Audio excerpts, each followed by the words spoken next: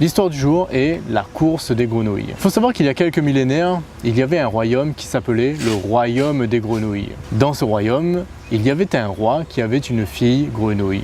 Sa fille, c'était une princesse magnifique. C'était la plus belle de toutes les grenouilles. Un teint parfait, le regard merveilleux, pétillant. C'était la Beyoncé des grenouilles. Et donc, un jour, le roi s'est décidé et il a dit qu'il était temps de trouver un mari pour sa fille. Pour pouvoir sélectionner le bon mari, le roi avait décidé d'organiser un challenge qui permettrait de sélectionner la meilleure de toutes les grenouilles, celle qui serait vraiment apte à être le nouveau roi. Pour cela, il avait décidé de réaliser une course pour atteindre la plus haute de toutes les montagnes du royaume. Cette montagne, il faut savoir qu'elle avait des conditions extrêmes. Le temps était orageux au sommet, il faisait super froid, il y avait énormément de vent, c'était rocailleux, c'était pratiquement impossible pour une grenouille d'atteindre le sommet de cette montagne. Et pourtant, c'était cela le challenge qu'il avait décidé. Et donc, il annonça dans son royaume à tous les prétendants qu'il souhaitait de participer à leur course et que le gagnant, il aurait la main de sa fille. À l'annonce de cette nouvelle, déjà il faut savoir que la majorité des hommes qui eux souhaitaient disaient que la princesse elle est merveilleuse, que je vais prétendre à être le futur mari. Quand ils ont appris ce qu'était le challenge, 50% des participants se sont dit non, montez en haut de cette montagne, vous êtes fous, non j'y arriverai pas, j'abandonne tout de suite. Donc arrivé le jour J, le jour de la course, il y avait on va dire une centaine de grenouilles qui étaient prêtes à y aller. Le départ est lancé, elles y vont tout à fond, toutes motivées, toutes surmotivées pour y aller, se dire moi je vais être le futur mari. Donc il y a tous qui partent. Et donc au bout de quelques minutes, de quelques heures, on commence à voir se former quelques groupes. Il y a une tête avec une dizaine de prétendants qui ceux sont vraiment les grands sportifs, ceux qui sont vraiment très doués, qui y vont à fond. On va dire qu'après il y a près de 80, la majorité des grenouilles, elles sont dans la moyenne, ensemble, elles y vont, elles avancent. Et tout derrière, il y a une grenouille qui y va, mais lentement. Cette grenouille est extrêmement lente. Elle y va à son rythme, petit pas, un pas après l'autre, mais elle se fait devancer largement par toutes les autres grenouilles. Et donc, il faut savoir que voilà, après quelques heures de course, il y a déjà des premiers abandons. Il y a déjà des premières grenouilles qui, elles, se disent « Non, mais franchement, c'est impossible d'y arriver, moi j'abandonne ». Et donc elles font chemin arrière. Et quand elles font chemin arrière, justement, elles croisent notre amie grenouille super lente. Quand elles le voient, elles lui disent « Mais t'es encore là toi? Qu'est-ce que tu fais encore là? Mais franchement, t'as vu auquel rythme tu avances? Allez, tu devrais juste abandonner, arrête ». Sans broncher, sans même aucune réaction, la grenouille, elle continuait son chemin, elle avançait. Elle continuait, il y en a encore d'autres qui abandonnaient.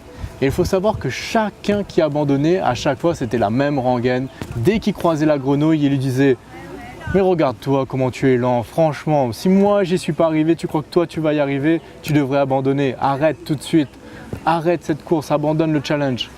Mais elle réagissait exactement de la même manière. Elle continuait, elle avançait toujours. Et donc, au fur et à mesure, on voyait que la centaine de grenouilles qui avaient participé, peu à peu, ça se réduisait ce nombre. Il en restait 80, puis 70, puis 30, puis 20, puis 10, puis 5, jusqu'à ce qu'il ne reste que 2 grenouilles en liste. C'est-à-dire la première, celle qui est en tête, cette grenouille qui est la grande sportive du village, celle qui est la plus forte, la grenouille costaud, on va dire le Usain Bolt des grenouilles, et c'est elle qui est en tête. Elle continue, elle y va, elle lâche pas. Mais quand elle commence à monter, plus elle monte, elle commence à sentir la fatigue. Elle se rend compte en fait que ce challenge-là, elle n'a jamais eu des challenges aussi grands que ça et que malgré qu'elle soit la grenouille la plus forte, la plus sportive du royaume, elle n'y arrive pas. Elle ne pourra pas atteindre. Au bout d'un moment, elle finit par se résigner et se dire « J'arrête. C'est impossible, ce challenge-là est juste impossible, notre roi, il est fou, moi j'arrête, je peux pas. » Et donc, elle fait chemin arrière, elle redescend. Elle redescend et après quelques heures, forcément après être redescendue, elle croise notre amie grenouille qui va à son rythme, qui elle est très lente. Et là, quand elle le voit, elle lui fait « Mais qu'est-ce que tu fais encore là, toi ?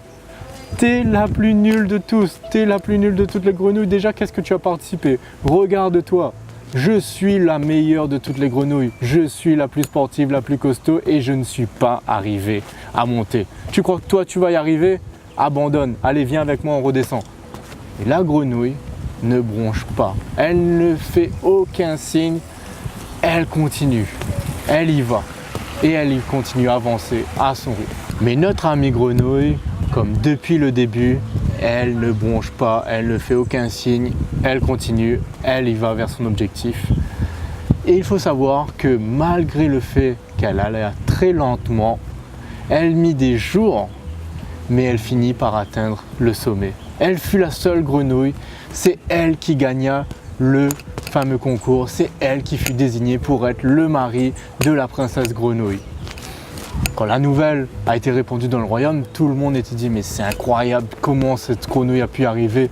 C'est quoi son secret? Comment ça se fait qu'elle y est arrivée?